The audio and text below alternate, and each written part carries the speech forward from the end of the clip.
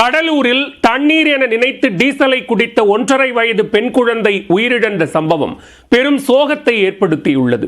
வீட்டில் அடுப்பு பற்ற வைக்க வைத்திருந்த டீசல் பிஞ்சு உயிரை பறித்ததன் பகீர் பின்னணி என்ன?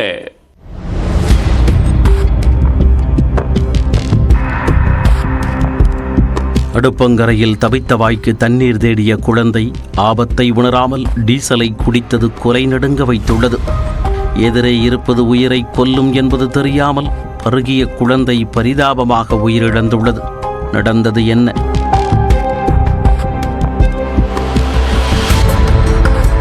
கடலூர் மாவட்டம் வடலூரில் நரிக்குறவர்கள் குடியிருப்பு பகுதியில் வசித்து வருபவர் 29 வயதான சூர்யா.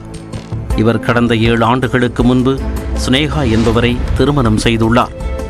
இந்த தம்பதிக்கு 2 ஆண் குழந்தைகள் உள்ள நிலையில் 1.5 ஆண்டுக்கு முன்பு இரட்டை பெண் குழந்தைகள் பிறந்துள்ளன. இதில் மைதிலி என்ற குழந்தை வீட்டில் விளையாடிக் கொண்டிருந்துள்ளது.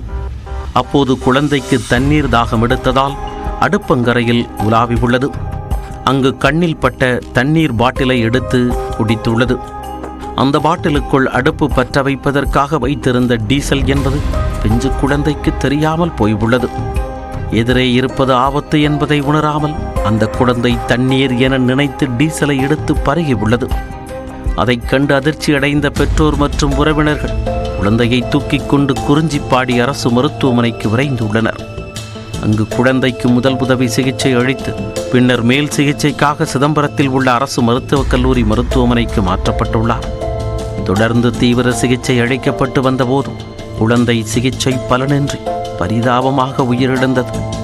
இயற்கைக்கு மாறான மரணம் என்பதால் குழந்தையின் தந்தை சூர்யா வடலூர் காவல் நிலையத்தில் புகார் அளித்தார். அதன் பேரில் போலீசார் வழக்கு பதிவு செய்து விசாரணை மேற்கொண்டனர். 1.5 வயது பெண் குழந்தை தண்ணீர் என நினைத்து டீசலை குடித்து பரிதாபமாக உயிரிழந்த சம்பவம் வடலூரில் பெரும் சோகத்தை ஏற்படுத்தியுள்ளது.